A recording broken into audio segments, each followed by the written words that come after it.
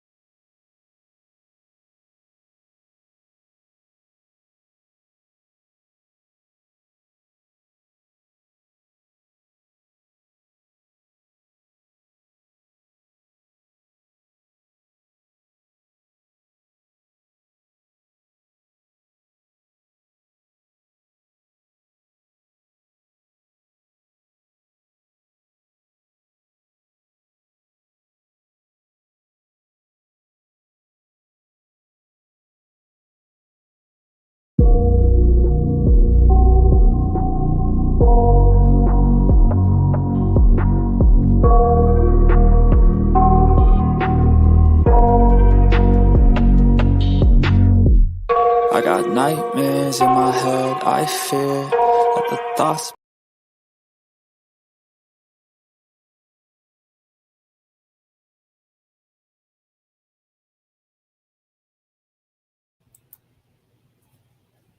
Okay, let me try this again. Hey everyone, I'm sorry I'm late.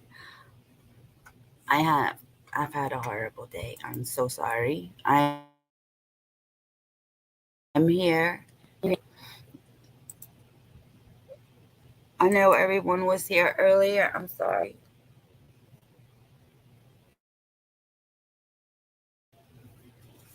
No one might not even show up, but I'm just gonna sit here and wait and see if somebody shows up.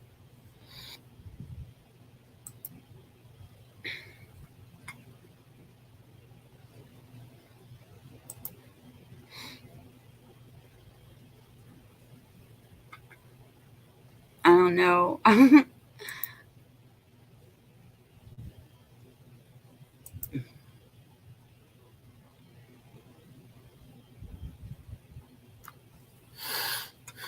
Hello, is that me in here?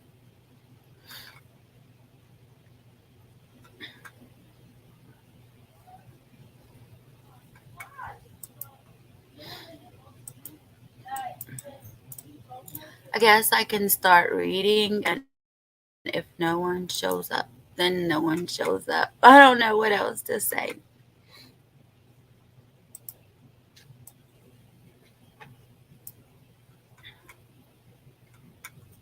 Let me share screen real quick.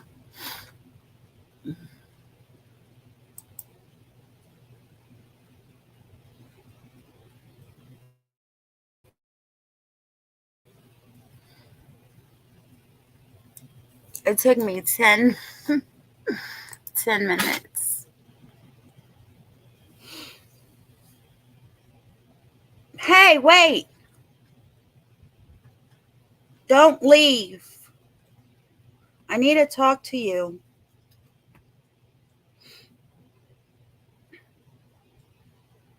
Jeannie, don't leave.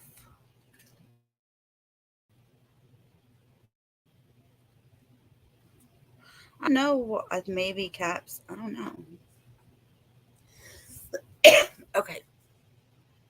So I saw these articles and I just wanted to read them to you guys because everybody is always talking about these high profile cases. Not about what else is going on in the world. You know what I mean? So we're going to read about the rest of the world.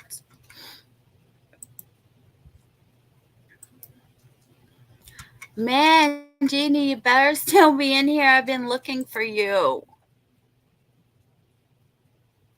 I'm trying to share my screen, y'all. My computer feels like I do. It's fucking insane.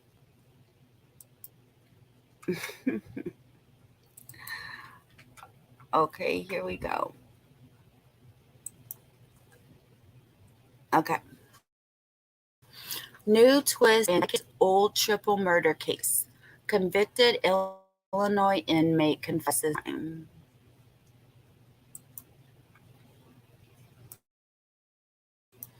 Continued to happen here in Tucson more than 20 years ago.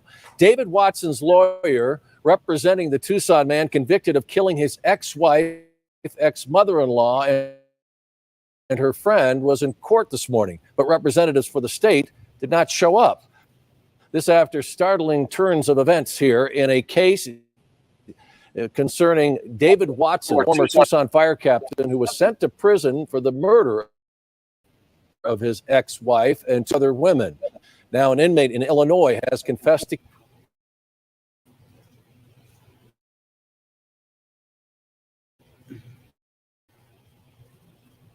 Watson. She disappeared from her house during a bitter custody battle with her ex-husband. Watson was convicted in 2020 of not only Linda Watson's murder, but also for the killing of his former mother-in-law and her neighbor in 2003. He was sentenced to serve 66 years in prison. A hearing was scheduled to take place today in Superior Court. For Tucson's Lupita Murillo is from there with the latest on what's going on with this case now. Lupita.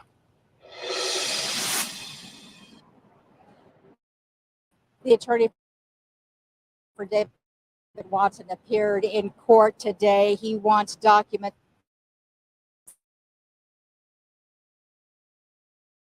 and notes about this murder. However, this is not here in court, and that's not sitting well with the attorney nor with David Watson's daughter. Jordan Watson was only 4 years old when her mother disappeared in 2000. Her parents were involved in a bitter custody battle. She was very kind, and when I was young, I knew that she was going through some hard times, because she was, and it showed through. In 2003, down in front of the grandmother's house, they had just dropped off Jordan after a visit. Even though her father was convicted of the murders, he said he was innocent. His daughter believes him. This is something that I'm really hoping that they actually take seriously and look into, because this could be major for us. This man, Corey Fox, has confessed to killing her mother. He's currently in prison in Illinois for committing 2 murders. She read the 4-page letter Fox sent to her father's attorneys in December of 2022. It's very difficult to read. He's very graphic and explains how he did it and where he put her. She's in constant contact with her dad, and they have their suspicions about Corey Fox, but they are optimistic. To be honest, at first, because we had looked into the guy, we were like, let's see what happens in the interview, because he has confessed to other things before, and we weren't sure. However, the state has refused to turn over the documents and the notes. We were like, something here. There's something in it that pins him here. She says prison has been very difficult for her dad, but she's always been very supportive of him. I've been telling him, it's okay. One day the truth will come out. It'll all be over and we'll all be together again, and we'll just have to put the past behind us. Jordan just graduated from college, and she's working on a master's degree, and her master's degree is in psychology and law. She told me she wants to make a difference. Reporting live from downtown, Lupita Murillo, News for Tucson. Okay. I'm having a really bad night. A really bad day.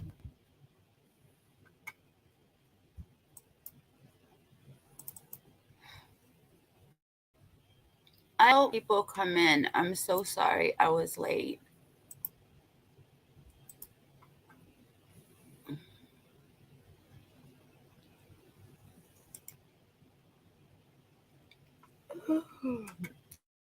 All right, I want to connect my earbuds, please.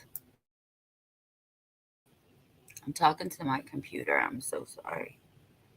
Hey, listen, if anyone is on the screen, yeah, it's getting too close to paydays. This is from here in Tucson, but I thought it was pretty. In the 2-decade-old triple murder case involving David Dwayne Watson, a former Tucson fire captain, has instilled fresh hopes.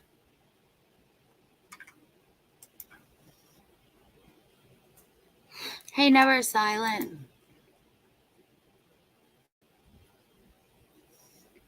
Slipper sloth. Yeah, sorry, I'm so late. Okay. Watson, who was to a 66-year prison. Do y'all still see it? My computer just blacked out on me, so I don't know if y'all can still see it or not. Yeah, y'all can still see it. Okay. He was sentenced to a 66-year prison term. Could stand a chance to contest his conviction from 2020 following a confession from a convicted murderer from Illinois. In a recent development, Corey Fox, an Illinois inmate, confessed to the murder of Linda Watson, ex-wife of the convicted former fire captain. Fox's confession was methodically presented via a 4-page letter delivered to David Watson's attorney in December 2022. David's lawyer, in a critical step, presented the written confession in court and relentlessly fought for the procurement of essential documents related to Fox's confession. His demand met with conspicuous absence by state representatives. The latter's lack of response amidst this revelation has spurred further doubt and raised hope for Watson's family for a potential new turn in these protracted legal proceedings.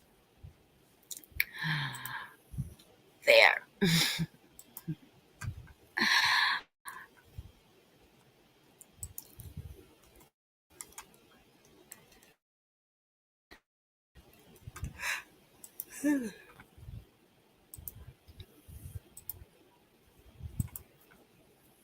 Whoops. All right. I have to scroll up on this one because I had it all the way down when I was reading it.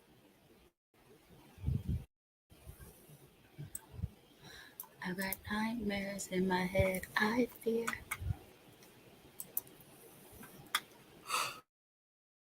I hope everybody comes back. I texted him that I was. Oh no.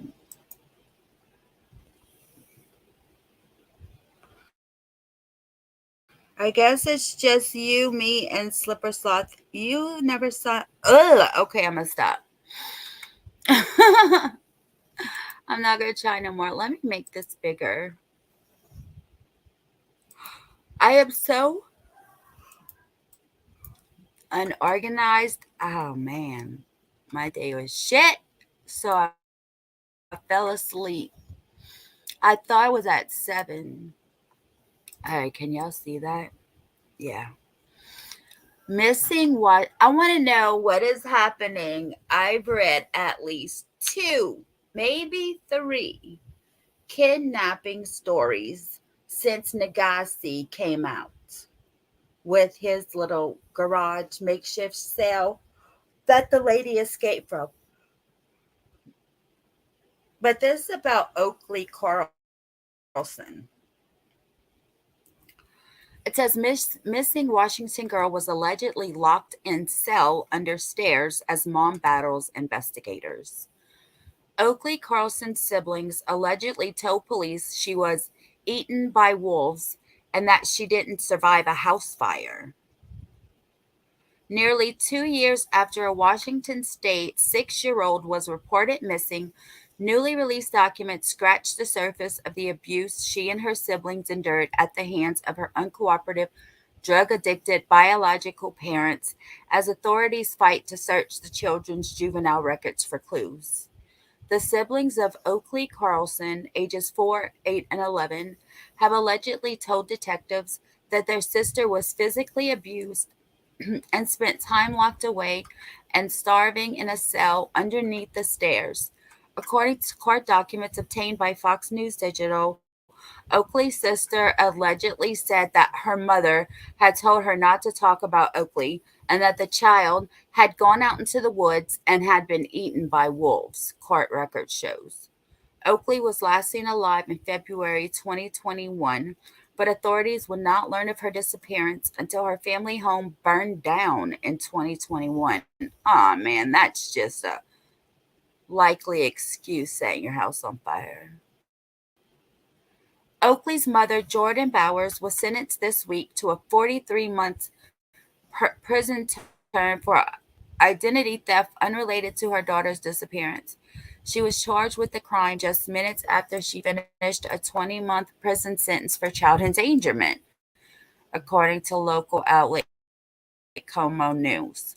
After Oakley's siblings tested positive for extremely high levels of meth, Andrew Carlson, the girl's father, is authorities' only other suspect. He was also slapped with child abuse charges and released in August 22 due to his lack of previous criminal history. And then, y'all, look at their faces. Look at their faces. They're so on meth. That's disgusting. Both parents have been evasive with police throughout the search for Oakley and were initially jailed on obstruction charges, but no charges have been filed in relation to the girl's disappearance. Okay, whatever. Since 2013, the state's Department of Youth and Family Services received 11 intakes regarding the family, 8 of which have been screened in for allegations of domestic violence, physical abuse, parental drug use, and medical neglect. Bowers has fought the release of these records, arguing that those concerning her other children are not involved in Oakley's disappearance and that their unsealing would violate her constitutional protections from undue search and seizure. Police first caught wind of Oakley's disappearance after school staff paid a visit to the girl's household after her mother reported that Oakley had started a fire at the family home sometime in November 2021. The family never called emergency services, according to the court document, and continued to live in the home for an unclear amount of time, despite an insurance agent advising that it was unsafe to do so. When they saw no sign of the girl and were told by siblings that there is no Oakley, they contacted police. Despite the parents' claim that Oakley had started the fire by igniting the family's couch with her mother's lighter, who does that sound like? For which the children allegedly told police the girl was subsequently beaten. Investigators determined that the blaze likely started in a microwave. One of the children allegedly told police that all 4 children were home at the time of the fire and everyone made it out except Oakley. Oh my God, y'all, look at that picture. Oh, she had some hair, huh? As older siblings that were also in the mother's care and were present when the family's home burned, Oakley's 2 older siblings were witness to the events leading up to Oakley's disappearance. The Washington Court of Appeals decision to allow authorities to review the other children's documents read. Criminal profile John Kelly previously told Fox News Digital that he believed Oakley was still alive. These people are addicts. If they did sell her or give her to another person or something, would they think about giving away all the toys? Kelly said his previous reasoning to Fox on Thursday. Why would you put the effort into giving away all the toys? Of course, they're irrational, but wouldn't it look better if her toys were scattered there? And his organization, Stalk, was previously offering a $10,000 reward for information leading to the girl's safe return. That reward has now been extended to information leading to the recovery of her body. With the escalation of this abuse that I'm hearing now, I have to be open-minded and I have to accept the possibility that Oakley may not be alive, he said. That's why we have to reframe the reward.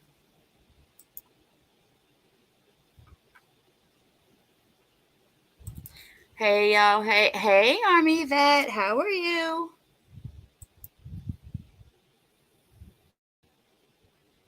I know. And people like me just have to suffer. Whatever. It's okay.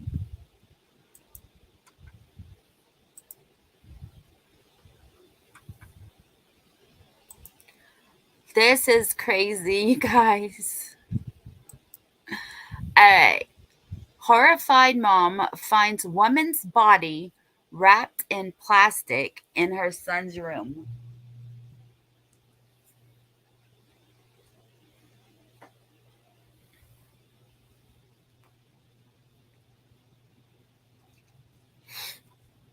California cops have launched a homicide investigation after a horrified mom found a woman's body wrapped in plastic in her son's room, according to shocking reports. The unidentified mother told police that she stumbled across the gruesome crime scene after walking into her son's room in South Los Angeles just after 1 a.m. Sunday to investigate a distinct gas smell. Responding LAPD officers found a 20-year-old woman wrapped in plastic. She was pronounced dead on the spot by paramedics. It's unclear how long the woman had been dead in the room. The victim has not been identified, and there was no immediate word on her cause of death. Police are seeking the woman's son, who has only been identified as 26-year-old man with no name. The LAPD confirmed to the Post that officers were called to a home in the 2200 block of Wall Street in the South Central area of South LA around 1:15 a.m. Sunday. Been no arrest as of late morning. Okay, so where's your son, ma'am? Why we don't have his name, ma'am? Okay, you know how many 26-year-old men they have? Men? Are you kidding? You can't see nothing. As the body of a woman in her 20s was found at a home in South Los Angeles in the early hours of Sunday. Crazy. Let me connect my Bluetooth real quick because I didn't do it yet. I was hoping, I know I'm late, I was hoping at least somebody would come in. Never Silent and Sloth. Slipper Sloth. Oh my gosh. Slippery Sloth. Now I have to go buy some sloth slippers. Oh, dang nabbit. I forgot to turn them on. Hello, who's in here with me? All right, guys, I'm connected. I hope this sounds better. Let's go.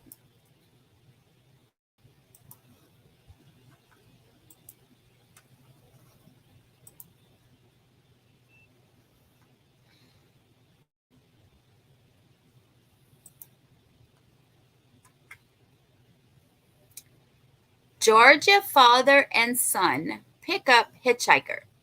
Then they learn he was a wanted murder suspect. Yeah. I wouldn't pick up that dude hitchhiking. I don't care if I was with a man or not. Nope. Not today, not tomorrow, not ever. All right. Get off of my screen. A man from Georgia was taken aback when he realized that the hitchhiker he had given a ride to was later apprehended on a murder charge, allegedly in possession of the victim's decapitated head. Russell Jimerson recounted the moments when he was informed about his passenger's alleged crime in an interview with the local news. I don't know when your mom's gonna give us Hold on that. a second. Hold on one second, guys. Just let me know. Because I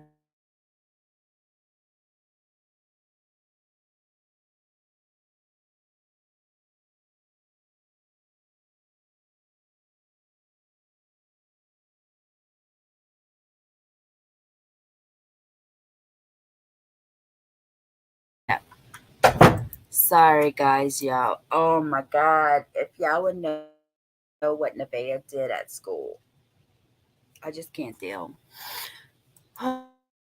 Okay. Jimerson, who had his son with him in the car at the time, shared that he received a call from a friend who informed him about the arrest of a 23-year-old named Keegan Phillips. Quickly, Jimerson put two and two together. He recollected the phone call saying, "My buddy said, 'Is this a joke? Did you pick up the hitchhiker?' I said, 'No, I really did.'" His friend then relayed the astonishing news. "You won't believe what happened," Jimerson remembered his friend telling him. "A guy in Rabun County murdered someone last night and has their head." And I said, "Man, you won't believe what I'm fixing to tell you. There's a smell in this car that's awful." Jimerson explained that the individual he had given a ride to had a backpack and emitted a strong foul odor. Though he couldn't identify the source, the Rabun County Sheriff's Office reported that Phillips was arrested on a murder charge 2 days after a K-9 unit uncovered human remains in what seemed to be a shallow grave in the Chattahoochee National Forest. Although the identity of the body has not yet been officially confirmed, the office believes it to be Martha Angela Ledford, who had been reported missing several days earlier. The sheriff's office extended condolences to the family, stating, "Keep the Ledford family in your thoughts and prayers as they have lost a loved one due to a senseless act committed by another." In addition to Phillips, the sheriff's office also apprehended Robert Lee Peppers, age 62, on charges of concealing a death and disposing of a deceased body. Both individuals are currently detained in the Raven County Detention Center without bail, according to authorities.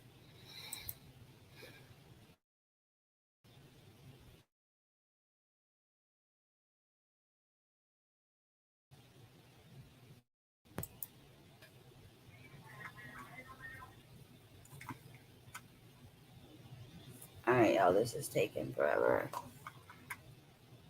Okay. So I know I've told y'all over and over again to leave the family of the wife of the Long Island serial killer Rex Huberman. I believe I asked you guys that the lawyer is requesting to be left alone. Well, maybe this could be why. Lawyer reports cancer diagnosis in estranged wife of Gilgo Beach murder suspect. Leave the lady alone, guys. The woman has cancer. Let her live the rest of her life with the way she wants to, knowing that her husband of so many years was a serial killer. Leave her alone. Asa Ellerup, who initiated divorce proceedings against Rex Huberman, has communicated with him via telephone whilst in jail. During a press conference on Friday, it was disclosed by Asa Ellerup's attorney that she, the separated spouse of the accused Gilgo Beach serial killer, is battling cancer. Lawyer Robert Macedonia has stated that Ellerup is currently dealing with both skin and breast cancer. Unfortunately, her health insurance, which was provided through Huberman's employment as an architect, is set to expire within the next 2 months. Ellerup's treatment plan spans approximately 18 more months, as per Macedonia's information. Macedonia stated that Ellerup has engaged in phone conversations with Huberman when he initiated the calls. However, Macedonia mentioned that neither she nor her children have conversed about Huberman's purported offenses with him. The attorney clarified that Ellerup hasn't physically visited him while he's incarcerated. Macedonia affirmed that if such a situation occurred and a double life was led, there is assurance that she did not know of it. Lawyer Vess Midev, who was representing Christopher Sheridan and Victoria Huberman, the adult offspring of Huberman and Ellerup, also addressed me. He mentioned that the son and daughter are currently experiencing an incredibly distressing, emotional, challenging period beyond our comprehension. The lawyers additionally presented previously unreleased images of the family's residence in Massapequa World Park. They claimed that the property was damaged by investigators during the extensive search and mentioned that the family might contemplate taking legal action against the authorities. Macedonia describes a scene where debris filled the place from floor to ceiling. Upon their return to the house at the end of last month, after a stay in a hotel, the family found themselves sleeping on foam mats. Well, I don't know, but I heard they were like kind of sort of hoarders, so I can't say about the stuff left. I do know they make a mess, but Midev emphasized the family's sincere request for the protection of their rights and freedoms. A key aspect of this is ensuring their fundamental needs are met, including access to food, water, shelter, and clothing, which currently take precedence. When questioned about whether it was acceptable to criticize the police for the state of Huberman's residence amid ongoing murder investigations, Midev stated that the police were innocent bystanders and victims in this situation as well. Last month, Huberman was taken into custody about the Gilgo Beach serial killer case in Long Island, New York. This case had been under investigation for over 10 years with minimal progress until the recent significant advancement. The Manhattan are facing accusations of committing 3 counts of second-degree murder involving Amber Costello, 27, Melissa Bartholomew, 24, and Megan Waterman, 22. Despite his plea of innocence, law enforcement asserts that DNA evidence links him to the said homicides. Uriman continues to be the main individual of interest in the murder case of Maureen Brainerd Barnes, a 25-year-old victim. These 4 women, all sex workers, disappeared years ago, and their bodies were subsequently found on Gilgo Beach. Earlier this week, Midev conveyed to CNN that they were entirely innocent bystanders who got caught up in a distressing situation. Midev also mentioned that there had been a considerable amount of tears shed. Might have mentioned that the individuals are consistently reevaluating their life situation on an emotional, physical, and mental level. This ongoing process has significantly impacted them, and as a family, they are striving to cope with these challenges to the best of their abilities. Uriman has made his initial court appearance and was directed to detectives during their inquiry. Prosecutors have also provided additional evidence to Uriman's defense lawyers in preparation for the trial. This evidence includes hard drives, numerous pages of documents, photos, autopsies, reports, and surveillance footage, as reported by the outlet.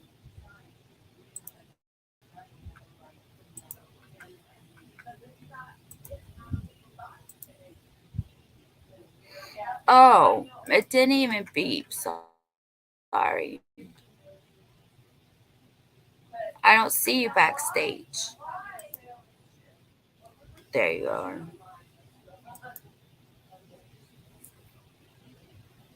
So, Hey, sorry, I thought you didn't go like how are another you? hour. Actually, I was supposed to be live at 2 hours ago. Oh, An hour and a half ago. Wait, no, my bad. 2.5 hours ago. I just been going through a lot today I thought you and said 9 o'clock my fell time. asleep because I just want to sleep. That's what Oh, I'm I sorry. did too. I'm sorry. I usually set them for 7. I don't know why I set it for 4, but I know I had people in here waiting for me, and I'm so sorry. Are I'll you text feeling all you right? what's going on. It's just Okay. no. Okay. I'm just trying not to cry, so here I am. Kentucky man, Tennessee man, arrested on sex crime charges against girls under 12 years old. 3 men have been arrested for sex crimes charges against minors. Investigation shows the 3 suspects allegedly committed sex crimes to girls under the age of 12. Todd County Sheriff's Office reports the crimes included sexual abuse, rape, incest, and sodomy. Oh.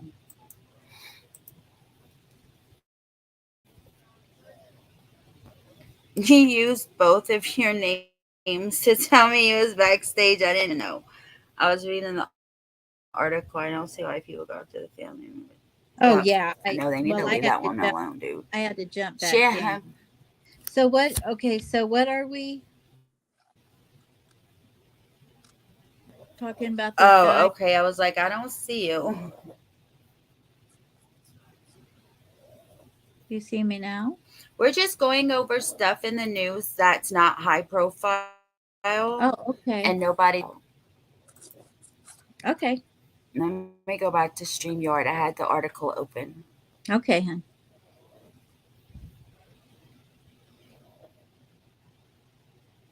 Who is RA? Who is RA? RA?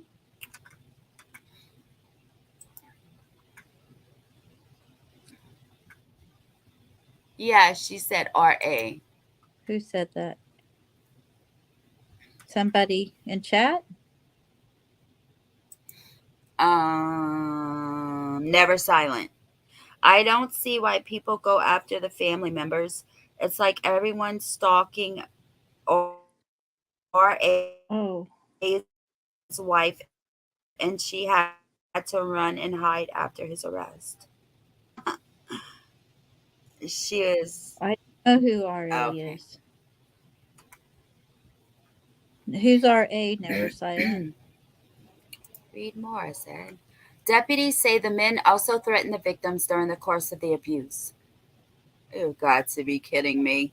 The three men had allegedly committed sex crimes on girls ranging in the Richard ages Allen. of 3 to 18 years old. Richard Allen. Oh, okay. They got so We many, both man. should have It's known like, that one. I know, right? All three suspects have been arrested and charged with the following. Jonathan Detweiler, 24, of Guthrie, faces 10 counts of sexual abuse, first degree, victim under 12. One count of sex abuse in first degree. 2 counts of terroristic threatening in the third degree. Stanley Williams, 22, of Elkton, faces 43 counts of sex abuse first degree, 10 counts of sodomy, 3 counts of rape first, 13 counts of incest, 3 counts of terroristic threatening third degree, 1 count of sex abuse third degree. Bye-bye, people. See you later. Never. Jerry Williams, 22, of Pulaski, Tennessee, faces 20 counts of sex abuse first degree, victim under 12, 10 counts of rape first degree, 20 counts of incest, 15 counts of sodomy first degree, 20 counts of terroristic threatening third degree. On August 1st, the Todd County Sheriff's Office was notified of all alleged crimes. All 3 suspects have been arrested and charged. They were lodged in the Todd County Detention Center.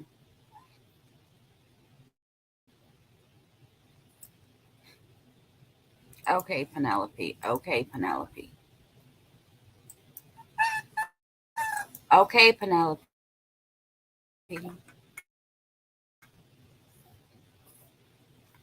Hold on one second, guys. I have to leave the room.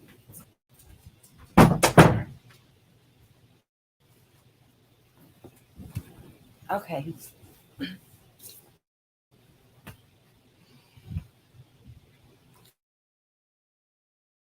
Okay. Tragedy strikes. Utah family seeks justice for daughter's suspected homicide in Alaska. In an unfortunate and heart-wrenching turn of events, a young woman's life was tragically cut short in Anchorage, Alaska. Saria Hildebrand, a 21-year-old member of the Alaska National Guard, was reported missing on August 7th. What followed was a harrowing sequence of events that led to the discovery of her lifeless body and the subsequent arrest of her husband, Zarius Hildebrand, on suspicion of her murder. Tragedy strikes. Utah family seeks justice for daughter's suspected homicide in Alaska. Introduction. In an unfortunate and heart-wrenching turn of events, a young woman's life was tragically cut short in Anchorage, Alaska. Saria Hill was reported missing on August 7th. What followed was a harrowing sequence of events that led to the discovery of her lifeless body and the subsequent arrest of her husband, Zarius Hildebrand, on suspicion of her murder. A bright soul dimmed, Saria's story is one that encapsulates the pain of loss, the pursuit of justice, and the memory of a life that touched many. She had only recently moved to Alaska, leaving her Utah roots behind to be with her husband and fulfill her role as a combat medic in the National Guard. Beyond her military duty, Saria was a beloved. Is she reading like the article? I'm so lost. Yeah, she is.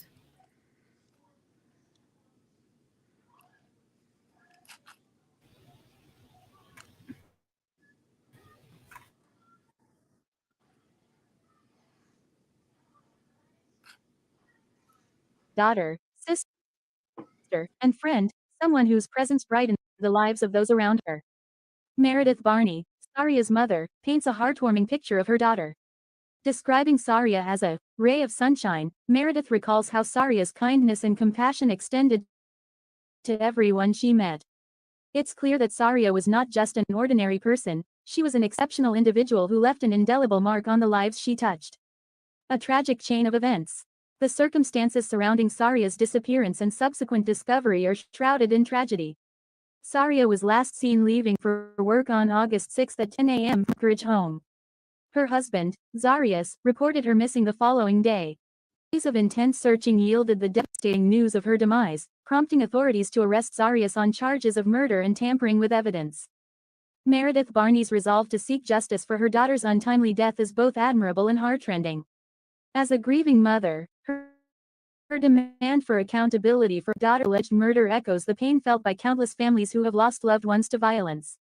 It's a demand that speaks to the longing for closure, for a sense of retribution, and for the assurance that Saria's memory will not be forgotten. Celebrating a cut short. Beyond the somber details of the case, Saria's life was one filled with promise and adventure. Her decision to join the National Guard showcased her determination and drive, but it was the relationships she forged within its ranks that truly brought her joy. The camaraderie she experienced and the friendships she nurtured served as a testament to her ability to connect with others on a deep and meaningful level. Saria's friends and family are coming together to remember her in a touching way, by hosting a vigil at her favorite park, University Lake Dog Park, in Anchorage. This gathering is not just an opportunity to mourn her loss, but also a chance to celebrate the radiant spirit that she was and the impact she had on those around her. Uniting in support. For those moved by Saria's story and wishing to offer support, a GoFundMe campaign has been set up to assist her family in this trying time. It's a small gesture, but one that symbolizes the unity and compassion that humanity can exhibit in the face of tragedy. Conclusion. In closing, the story of Saria Hildebrand's life and tragic death is a stark reminder of the fragility of existence and the importance of cherishing every moment we have with our loved ones. It's a reminder that justice is not just a legal process, but a human endeavor driven by the need to honor the memories of those who are no longer with us. As her family seeks justice for Saria, they also carry forward the memory of a remarkable young woman who touched hearts and left a lasting legacy.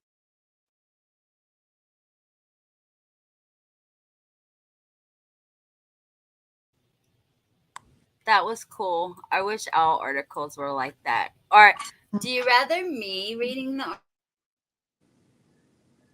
articles, or do you rather the woman read the articles? It's okay. You won't break my heart. Either one's fine, depending on what you want to do. You're good at reading.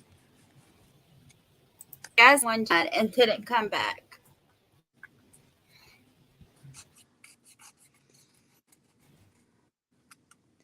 So, yeah, oh my Lord, what is the deal with suitcases? I'm going to get rid of Okay, every never silence, suitcase. you guys. Oh my gosh.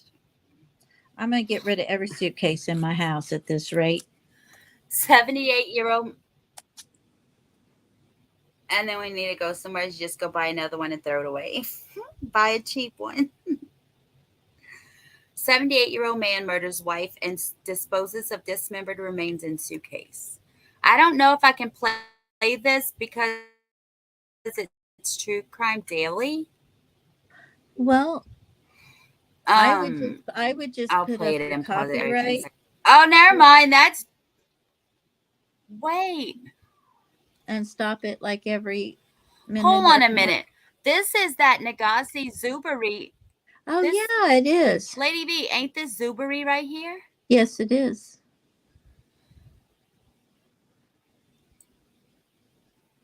All right, hold on. Let me throw this up. But this is apparently about the other guy. William Lowe. That's what I'm confused about. I'm like, hold up.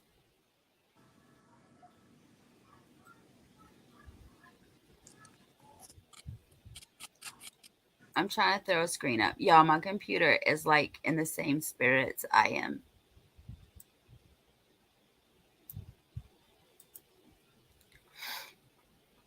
All right.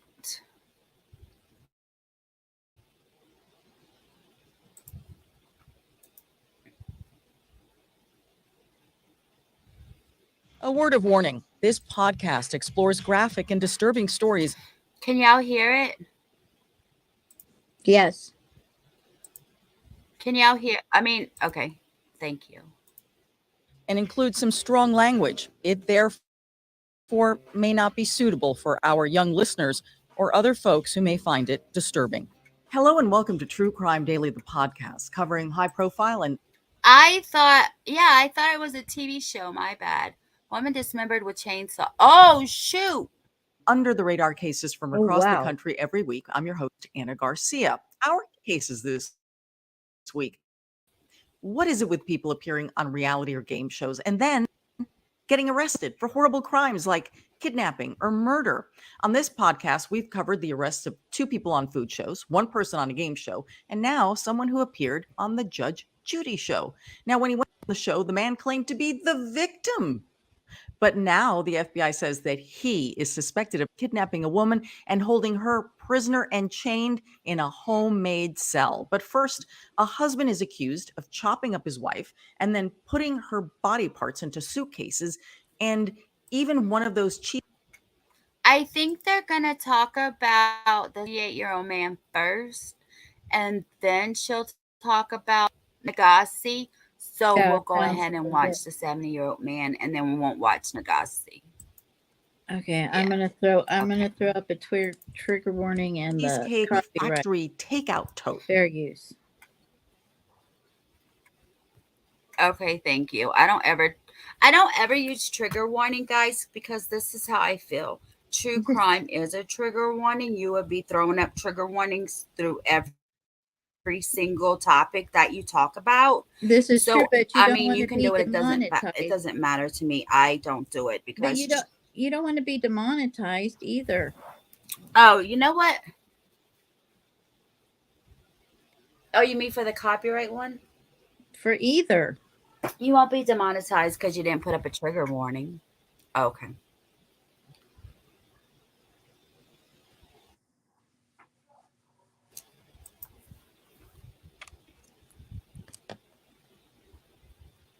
So what possesses a man to do something like this, especially at the age of 78, when he should be enjoying his retirement? Well, if prosecutors get their way, he will be spending the rest of his golden years behind bars. We're recording this on Wednesday, August 9th of 2023.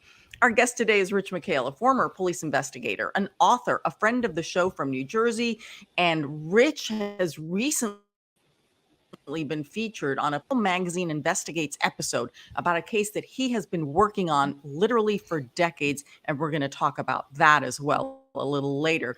Rich, welcome back. How are you? Hello, Anna. Great to see you. Good to see you. Oh, She's pretty.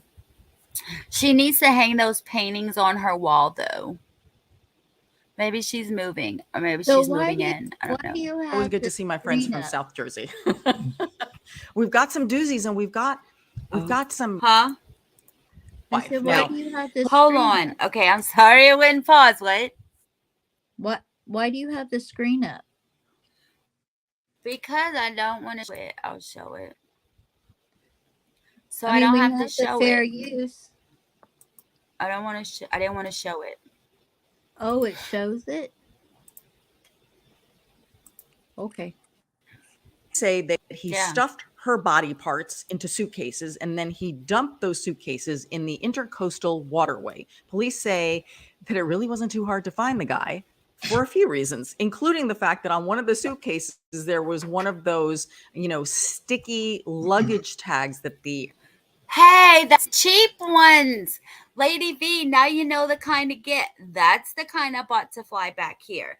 Because I just needed to stuff my crap in it. That's the Cool. cheap suitcases, you guys. It's like $40 for 3 bags. airlines go put on to- suitcases that have Goodwill. a barcode. Hello? Are people not thinking? Rich, I mean, it's Hold on, always I find out. simple little things. Okay, what? I said, go to Goodwill. Lady V? Yes, Oh, I know. go to Goodwill. Beside the fact that the man kept going back to the scene of where he dumped the suitcases, allegedly. God would not get us. I'm Oh, not stop. a Stop. psychologist. I'm not going to pretend to be, but I wouldn't buy a suitcase from Goodwill. How you know a body wasn't in it? Well, it Nope. would smell. It would smell if there was a body that had been in it. It would smell. Yes. I wonder if they could put anything in it to like make it not smell after the fact. No. I don't know. No. Now I ain't buying a suitcase Let from me- nobody let me- except the store. Hold on just a minute. So my husband used to work at at his dad's apartment building doing maintenance, and there was a guy up there that was unalive, and my husband he was there for like a few days, and they had You to saw take him down. No, this guy that was living there, okay?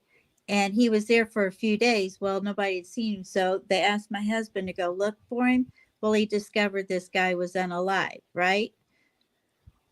They took everything out of that apartment, including the carpeting. And on hot days, you can still smell decomp. So no, they're not going to find anything to get it out of the suitcase. They sprayed and all kinds of stuff. Never got rid of it.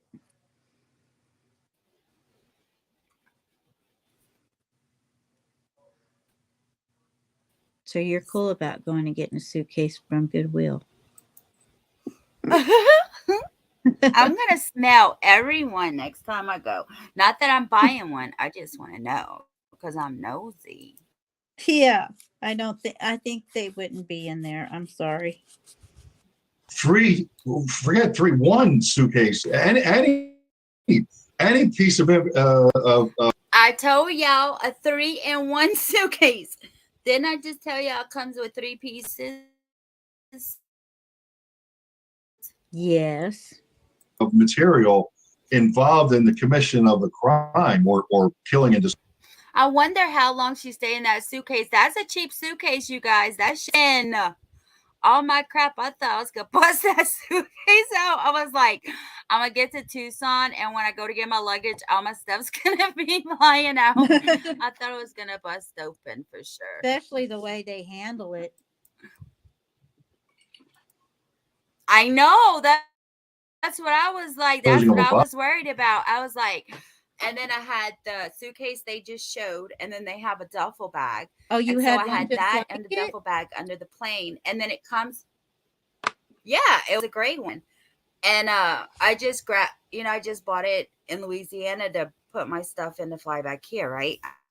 Right. I don't need a suitcase.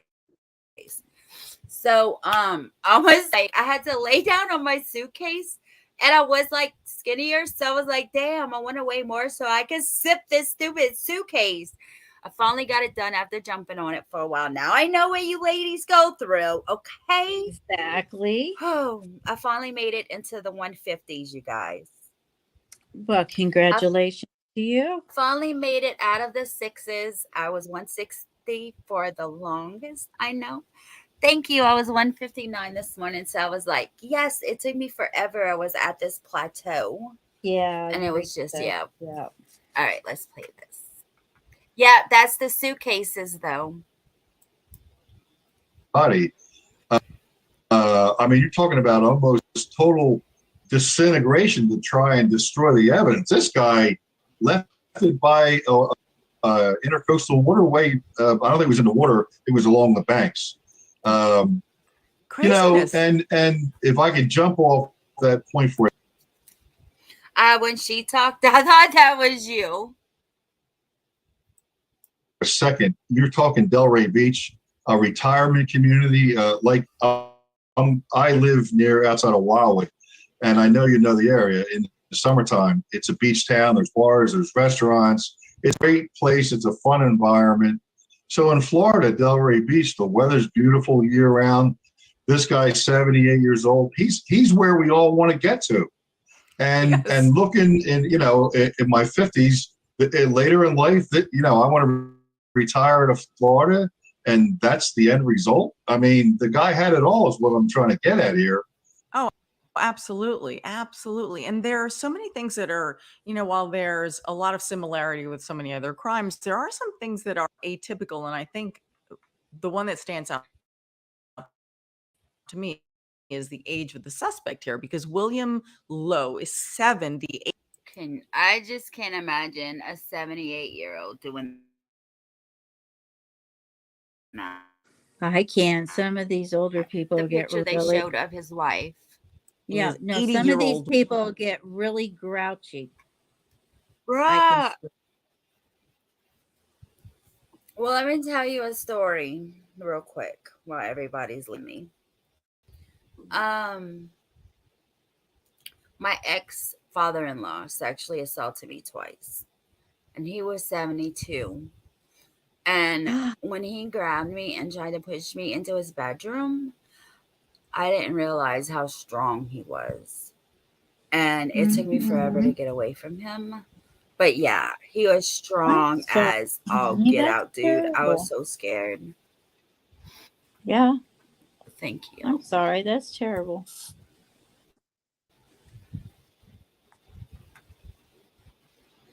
I've gone through a lot. wife, Adil Barbosa, in the head, then dismembering her body with a chainsaw, and then putting the parts in suitcases and that cheesecake. Like, of all the things, right? Oh my goodness. When we get into the details here, your stomachs are going to turn. So the couple had been married for 15 years. Now, police haven't really revealed 15 years. If you can make it. Hey, is that Hidden True Crimes husband? I don't think so. I don't remember. any kind of motive yet, because I am curious about, like, what the heck happened here? What could not be solved or addressed in any other manner in his brain? But sometimes you can't get into people's brains. And police even have shared, this to me says everything. They said at the news conference that this is one of the bloodiest and most gruesome crime scenes that they've ever seen. So let's discuss this case from the... Excuse me, sir, but what did your wife do to you that you killed her? Can you please tell me, sir? Thank you. I'll wait till it's over, then I want your answer.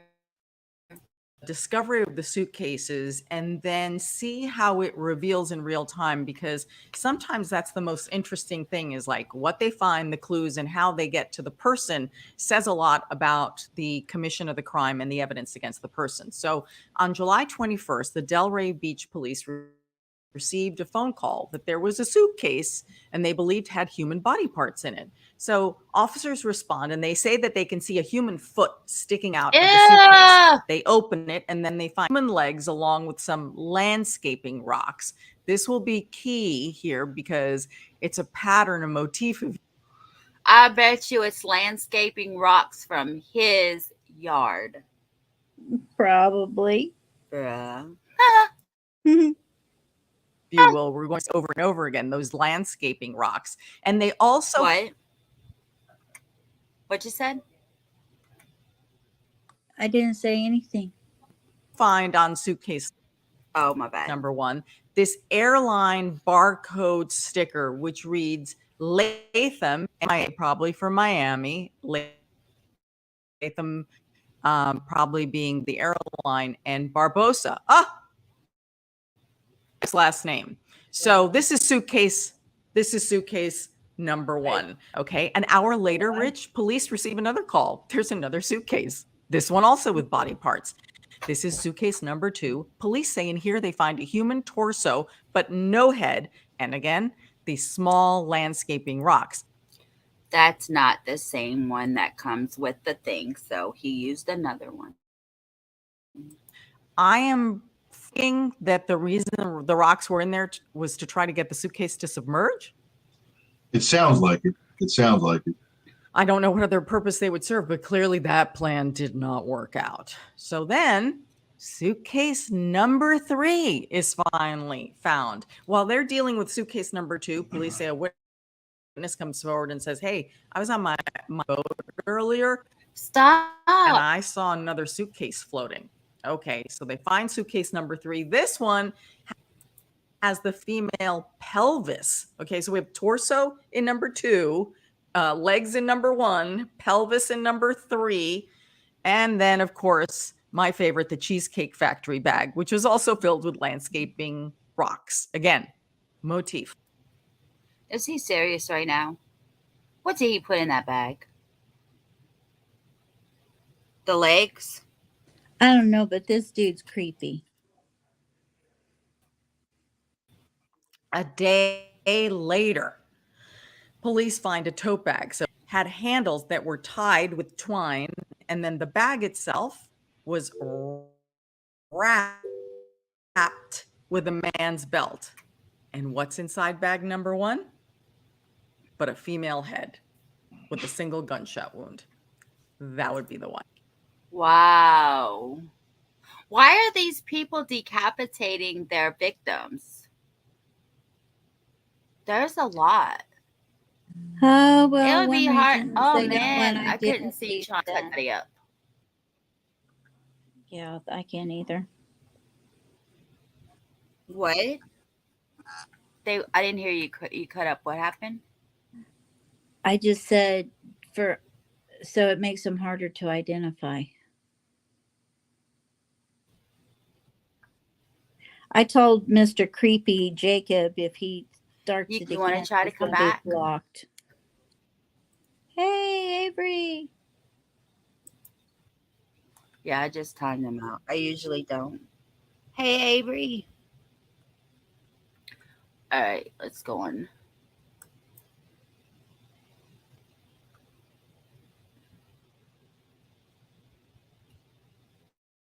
Life. Every single one of those cases of evidence would have implicating evidence. It's from a police perspective. I don't even know what, he wasn't, maybe he tried to overthink it, that sinking it, that people wouldn't find it, but using your own suitcases, the barcode,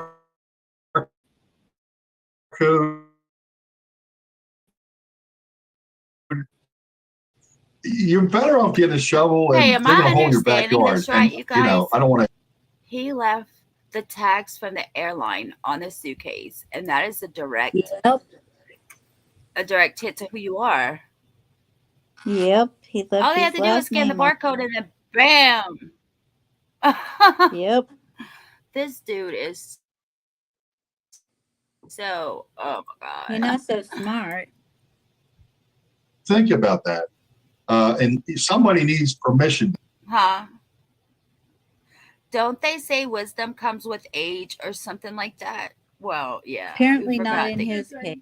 Okay.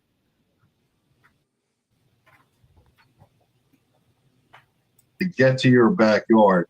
And if they're in your backyard and it's covered up and then you put grass over it, no one is ever going to know unless they dig it up. So there's no bag laying around. There's no blood laying around. Yeah. So then they found a purse. So now we're up to like bag number 2. So 3 suitcases, bag number 2. And in this purse, which was tied shut with same twine that was used in the other bag, according to police, Avery, I just got your Cash App, Avery. Thank you very much. I so appreciate that.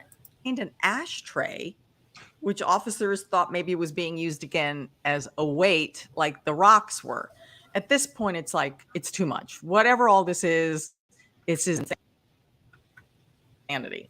So this is when things we already have that little luggage tag. So we know eventually they're going to find their way back to William in this case to ask him some questions. But here's how he also allegedly did himself in, according to police.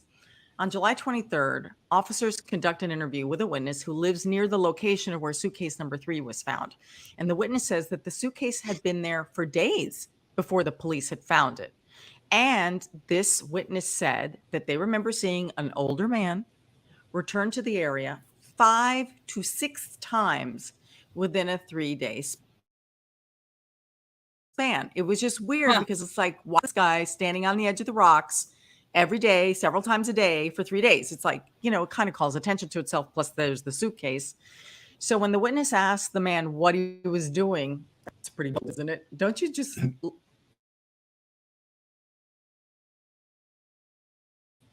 people sometimes don't really know what they're getting themselves into when they ask an innocent question, right? Yeah.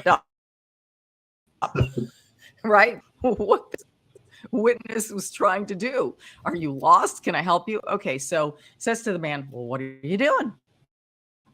And this is what the witness says to police. Quote, waiting for the big boat to come into the harbor and the water. So then the man then became quiet and started to get really nervous before leaving to get into a gold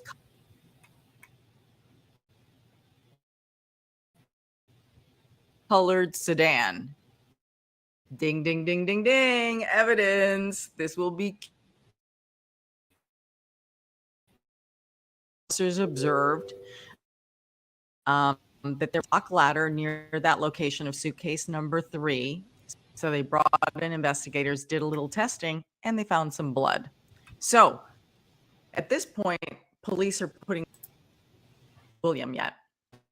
On July 30th, officers review security footage in the area, and they see an older man matching the description given by the witness accessing that dock and the dock ladder. And according to police, the security footage shows the man using the ladder 2 times at 7 in the morning and then at 4 in the afternoon. And on the second trip, this is what I love. They see the video, and they see on the video the man who is now shirtless carrying what's my favorite bag here? The Cheesecake Factory tote. So he put his wife's head in a Cheesecake Factory bag, tied the handles with twine. It's very interesting, this concept of going back to the area where you believe either the crime was committed or the body was disposed of. I know I'm a retired detective and I watch a lot of detective shows and all, so maybe I have more insight than people that don't, but it just seems idiotic to, why put yourself anywhere near the scene? Exactly. You want to remove yourself as far away as you can. Who does that sound like coming back to the scene and passing back and forth in front of the crime scene and stuff like that? Unless you're supposed to be there, like a family member. Yeah. And You think? What made you think that? I think Actually, so it too. reminds me of family Ted member who's Bundy. missing and you fail to hurry up there and look for the family member. At least you didn't say TB. Yeah. Like I didn't know who AR was, or RA. Yeah, RA. As was the case in my case. So here, the police finally, they know that this described this gold-colored car. They know they're also looking for something like that. This is in the early days of this investigation. So they see it, I guess. Everyone is now going to see a gold car everywhere they go. Everyone who is hearing this, you will now see a gold car everywhere you go. Just like for BK, everyone saw a white Hyundai Elantra. After they brought it up, you will now see a gold car every time you look. Either on a security footage or somewhere, but they run a tag. They find the car, they run the tags, and it's a 2008 Ford Taurus. Pretty, unusual car. Not going to be a ton of those, although Now you will see a go. it is Florida and there's a retirement community, but you know what I'm saying? It's not a ton of Yes. them. It's not like a Prius that you're going to find so many of them in a community. So the 2008 Ford Taurus was registered to a man named William Lowe. And who is William Lowe married to? The woman with the same last name. Sir, I'm ready for your answer now. I asked you a question at the beginning of the video. It's 13 minutes later. Do you have your answer yet, sir? on that luggage tag. So according to the investigation, and did There's she his fly? wife. When's the Oh last man, time what you happened? was living in Delray That's his wife, guys. That's who he did this to. Beach? was Officers pretty. also uncovered that there was a second vehicle registered Yep, that's usually what happens. to that same address, a 2017 Subaru, which was under the name of Adil Barbosa Fontes, who was married to William. All this is lining up with the luggage tag. So officers get a search warrant. They want to get his DNA, William's DNA, along with some other things. So authorities say that they questioned William, the execution of their warrant, and when police asked William, "So where's your wife?" According to police, he said, "She's in Brazil and she's been there for about 3 weeks." So then the officers say to him, and this has got to be the precious moments of being a cop. "So how'd she get to the airport? What airline did she fly? When's the last you talked to her?" And those tiny Come on, man. You can't even think of those answers to those questions. Just make up something. What airport is close to you? What airline do you? Come on, man. Get real. little questions he couldn't answer, and he kept saying, "I don't know." Wrong answer. Is that Everything about this guy in this case is how not to commit a crime. Again, not to encourage it or how to cover one up, but everything this guy did, having some kind of cover story. Okay, your wife is out of town. Like you said, how did she get there? And where's her vehicle? And how did the vehicle get there? And everything should be accounted for. And he didn't do any of that. And I'm surprised because I don't know his, in a normal state of mind, his level of intelligence, but he's a prior military service combat veteran. I'm thinking he would have some tactical sense about him, that he would think about these things. well, just even It's really logic. shocking. Yeah, just What's even that? simple logic. I always say that Yeah. about crimes, that it's the solving of a crime or the at least narrowing the list of suspects is really generally very logical. It's very logical. Who would want this person dead and why? And then who would have the opportunity? So, he answers all these questions, "I don't know," which isn't sitting well with the cops. And I think at this point they're a little suspicious here, a lot suspicious. So now they execute the search warrant and they claim that they found blood along with drag marks within the couple's home. And their theory is that Adil was shot in the apartment before she was dismembered and then disposed of. So during the search warrant, this is the part I think is equally kooky. Police say they're executing the search warrant, which means the person who lives there cannot be in the house, right? They have to be somewhere else. He reportedly tried to get back into their home by trying to climb in through a rear window. Hello, the place is filled with cops, and you think like nobody is going to notice the 78-year-old man, skinny man, trying to crawl through the window. And then when they find him and they're like, "Mr. Lowe, what are you doing?" He said, "Oh, to grab my cell phone and the keys to my storage unit." Ding, ding, ding, ding, ding, ding, ding. What's a storage unit? It's like a comedy of errors, really. This man is so anxious that he needs to crawl through a window to grab his keys and the storage unit keys. That there's something there that he doesn't want you to see.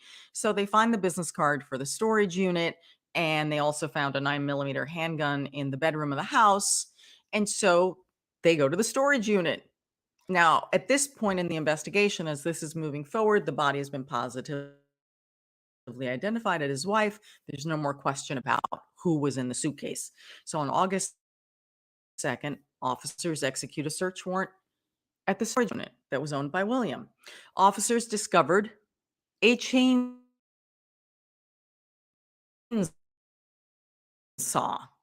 covered, they say, human flesh, hair, bone, and officers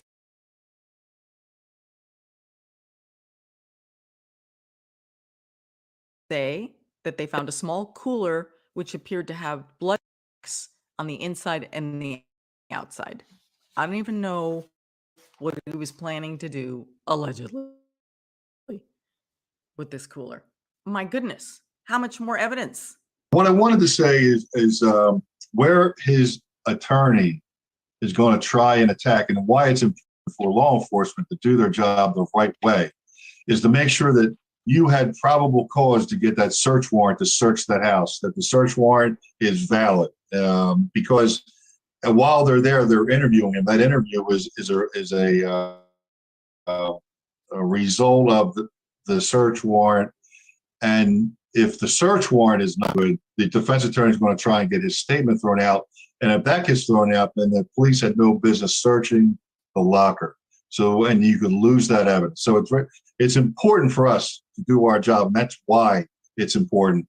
All the tell signs that you pointed out, to me as a police officer, they're comical. Like you just, they're the things you wouldn't do committing a crime. But like you said, it's a matter of logics, and not everyone, I guess, thinks logically, and they don't think about the basics. But that doesn't necessarily get a conviction in court.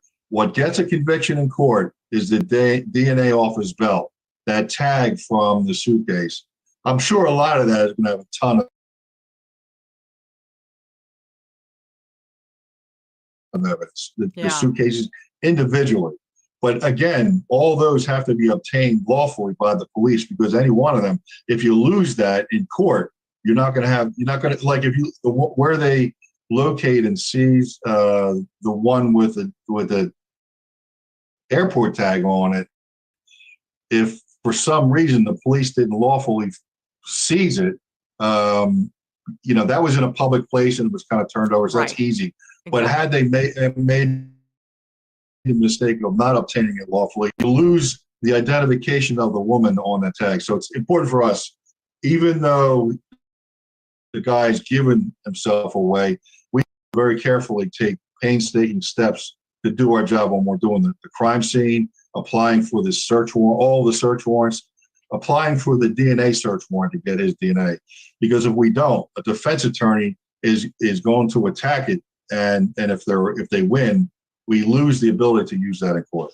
Right. And I think you can see here how they were pretty methodical and weren't racing to do anything, to do anything as far as arresting him, because they got a search warrant for each location. And when they were already in the house and the man is like coming in through the window, trying to hide his cell phone and his other stuff, and they're already seeing what they believe to be blood and drag marks and a lot of blood evidence, they still didn't arrest him. They got the search warrant for the storage unit, and then police say once they found the chainsaw with all the human matter and hair on it, then they arrested him there on the spot, and they charged him with first-degree murder and abuse of a dead body, because at that point they figured they had enough evidence to charge him.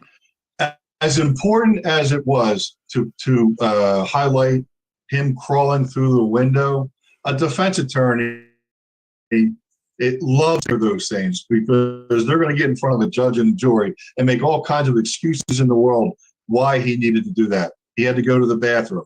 He didn't want to interrupt the police doing their job. They love that. They thrive on that. So that alone is not going to convict someone. That's why it's important to take the steps legally and lawfully and obtain everything properly. So William has pleaded not guilty to the charges. He is presumed innocent without question. These are just allegations right now. He is currently being held without bond, and his next court date is scheduled for September. Now, he already has a defense attorney, and he did a quick interview outside the courthouse talking to reporters, because this is a huge case there in Florida. And he just reminded everyone that William Lowe is a veteran, a Marine veteran who previously served in Vietnam, was allegedly awarded the Purple Heart, and he claims that William is innocent and he wants to see the evidence against him. We're going to watch this one. So, Rich, our next case is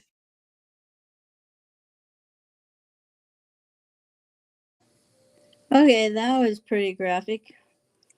Hey, Summer. Hey, okay, I need to end right here. So, I will see you guys later. You I hope wanna- y'all have you a